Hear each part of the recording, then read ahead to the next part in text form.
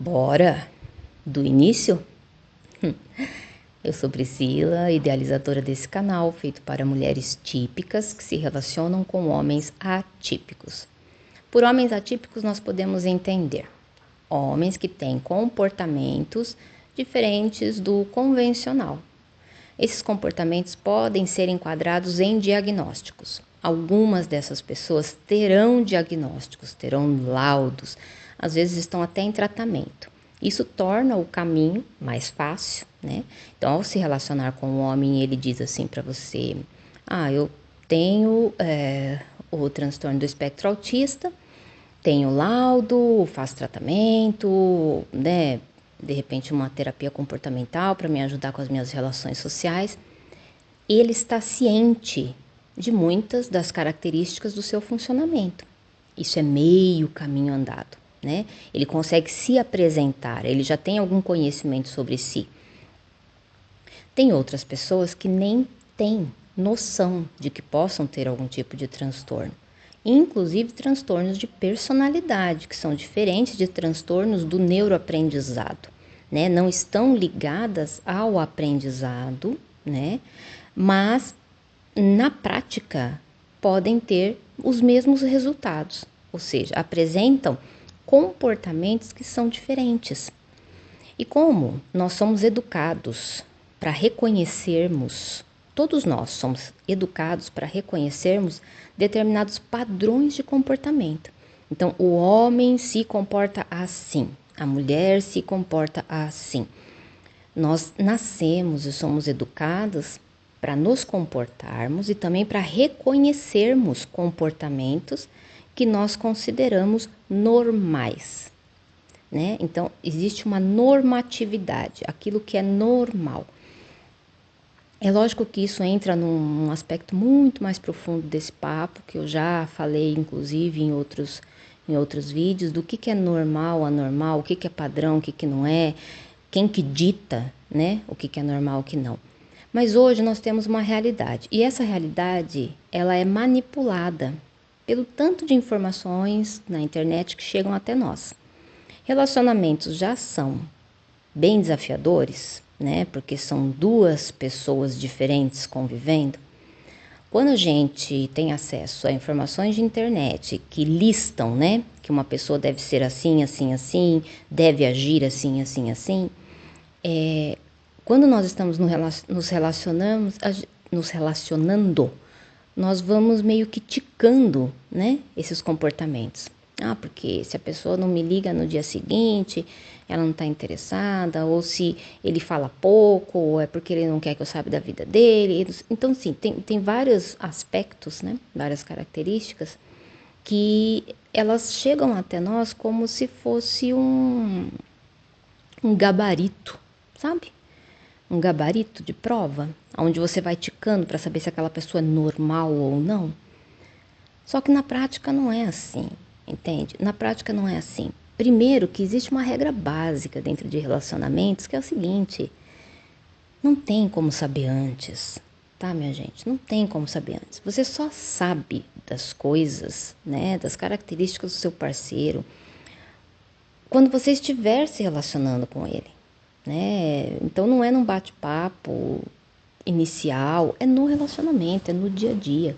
Quanto mais próximo, mais se sabe, né? Ainda assim, não saberá tudo, mas saberá o suficiente para você escolher. E isso é algo muito difícil, né? Dentro dos relacionamentos, que é assim: quando você chega num ponto do relacionamento onde você já sabe o suficiente sobre aquela pessoa, você estará numa encruzilhada, né? Então, assim, eu vivi com essa pessoa o suficiente para saber o suficiente dela. E agora eu coloco tudo isso na balança e percebo que eu não quero viver com essa pessoa. Eu levei tanto tempo para conhecê-la e agora que eu conheço, eu percebo que não é o que eu queria. Aí vem aquele sofrimento, mas eu investi todo esse tempo. E aí, a partir deste momento de clareza, todos nós passamos por isso, só que a gente ignora. Mas a partir deste momento de clareza é onde você toma uma decisão.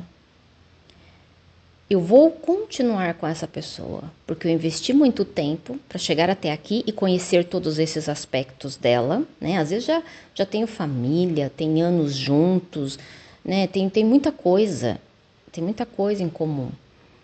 Ou cheguei a este consenso, agora eu conheço essa pessoa o suficiente para saber que ela não é a pessoa que faz bem para mim, ou com quem eu gostaria de estar, ou algo parecido.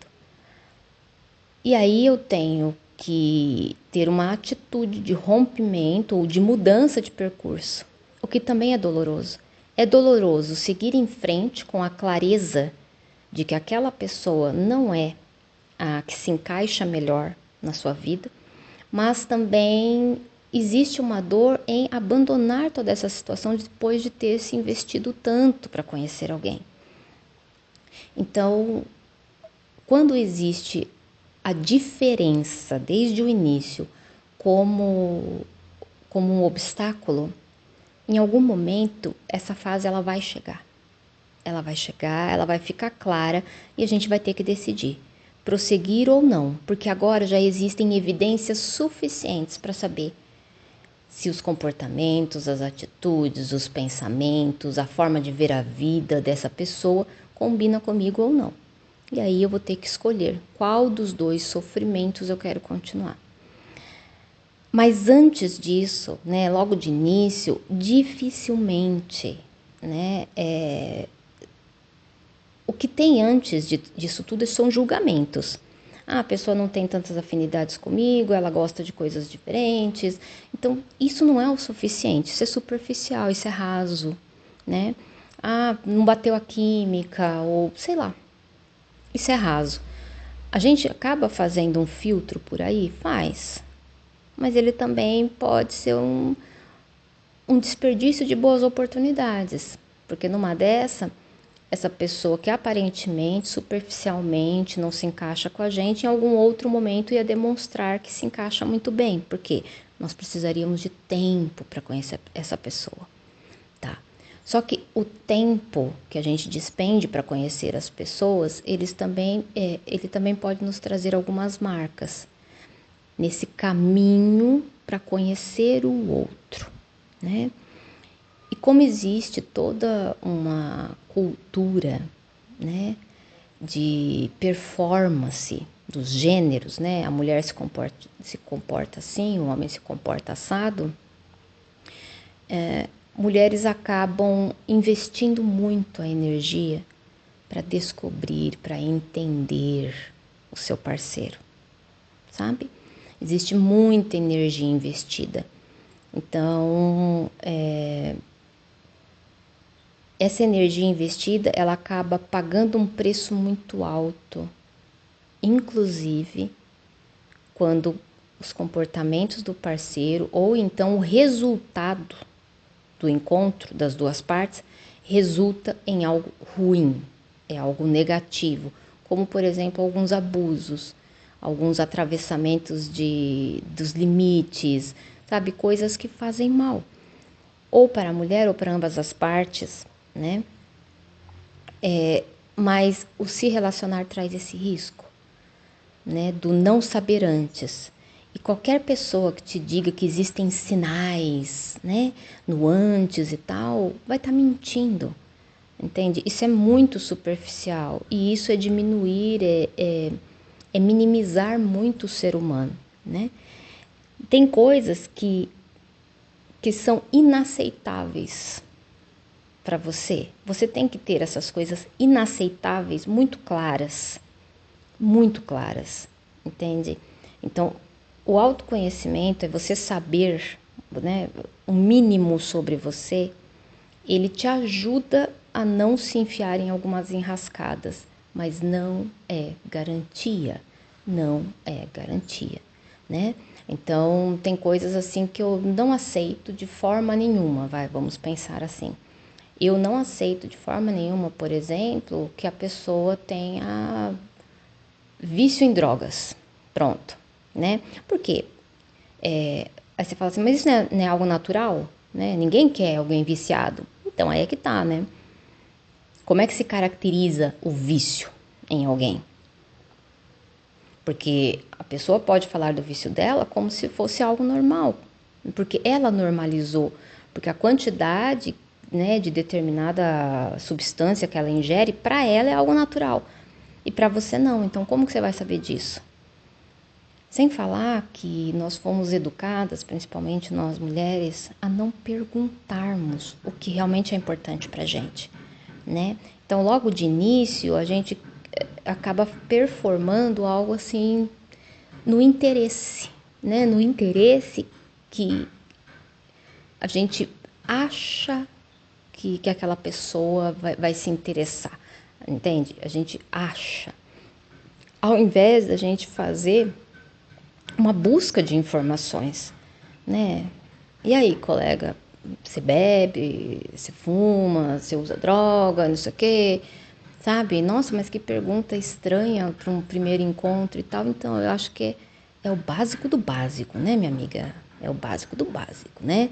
Porque se para você, por exemplo, este ponto que eu falei, ele é importante, ele deveria ser abordado, porque tudo que é importante para você deve ser abordado, né? Ah, se é importante para você encontrar alguém para casar. Nossa, eu queria muito casar e tal. Você pode falar isso para a pessoa e perguntar, inclusive, né? Significa que é algo que você vai ter uma resposta concreta? Difícil, né? Porque o próprio casamento, ele vem de, de uma intenção, sim, quero ou não quero casar, mas ele também está relacionado aos desenrolares que se seguirão, sabe? Porque você pode estar se relacionando com uma pessoa que também tem um sonho de casar. Você tem um sonho de casar, a pessoa também tem um sonho de casar. Mas vocês dois, ao se relacionarem, não conseguem chegar ao ponto de se casarem. Não tem um entrosamento, uma conexão suficiente para que chegue nesse ponto. Então, só a intenção não é o suficiente para que se mantenham juntos. Agora, no caso da droga, por exemplo, né, ou de qualquer outra adição, qualquer outro vício, é algo concreto. Ou a pessoa usa, ou a pessoa não usa. E se a pessoa usa, qual é a quantidade que ela usa? Né? Quais são os estragos que a quantidade que ela usa causa? Tem estragos? Tem consequências? Quais são? Né? Então, é o tipo de coisa que é bom ter claro para você. O que é importante para você? E o que é importante para você ser abordado de forma clara, né? Ao invés de tentar vender o seu peixe, como aquela que não pergunta coisas desconfortáveis, como aquela que não é chata, é fazer o papel daquela que tem que se proteger. Porque dali a um tempo, quem vai arcar com as consequências de não ter perguntado antes vai ser você. Então, o relacionamento é escolha a partir do momento que você escolhe como priorizar o que é importante para você. E o restante vai se desenrolando. E você vai tomando as atitudes ou vai tomando as medidas que você tiver condições de tomar e condições de arcar com as consequências dessas escolhas, né? Mas logo de cara, então, o que nós temos aí? Não dá para saber, não tem sinais, entende? De que aquela pessoa ela é boa ou ruim para você logo de cara. Não é que ela é ruim, não. Não tem sinais nem de um nem de outro, nem que ela é boa, nem que ela é ruim para você, tá? Então, um período de experiência é necessário para qualquer relacionamento. E aí existem algumas coisas que são prioridades para você, que você vai usar como referência, como farol, para dizer se vale a pena passar por essa experiência ou não. Vou dar outro exemplo prático. A experiência de se relacionar com uma pessoa que está distante fisicamente de você, muito distante. Então, digamos que vocês estejam em países diferentes. Tá, vale a pena investir nesse relacionamento, sendo que você queria um relacionamento mais próximo e tal, né? Qual que é a sua prioridade? Porque digamos que você começa a se relacionar com essa pessoa, descubra que ela é uma ótima pessoa e que vocês querem ficar mais juntos, sim, mas existe um obstáculo físico, geográfico. No começo você não sabia disso? Você sabia. E você arriscou mesmo assim. Mas se tivesse feito essa pergunta logo no início, não saberia. Ai, Priscila, mas isso não é meio superficial ou egoísta? Não, isso é planejamento de vida que chama. Planejamento de relacionamento que chama, sabe? A gente planeja a nossa carreira, a gente planeja, ou deveria pelo menos, né? Planejar a educação dos nossos filhos, a nossa própria educação. A gente deveria ter um planejamento. Mas se a gente deixa a cabo do emocional, né, nos relacionarmos porque estamos apaixonados, porque teve química, todas as consequências que virão de não termos feito as perguntas chaves, né, em todo o relacionamento, não é só no começo, em todo o relacionamento, as consequências disso serão sentidas só por nós, sabe? Não tem bolsa love bombing no INSS. Eu sofri um love bombing. Agora eu quero receber pensão porque eu recebi um love bombing. Ninguém me avisou. Ninguém mais é responsável. É você que é responsável. Justamente por saber disso, você acaba continuando em relacionamentos que podem trazer grande sofrimento, indiferente da pessoa ter transtorno ou não. Então são perguntas básicas, logo de começo, né? Não tentar ser a bonitinha da história, não ser a chata, mas ser aquela que preza pela própria segurança, pela própria saúde, pelo próprio bem-estar. Fazer as perguntas que são importantes para você, para saber se você quer ou não investir neste relacionamento. A partir daí, você decidiu investir neste relacionamento. Continua no próximo podcast. Acompanhe, curta e compartilhe esse canal.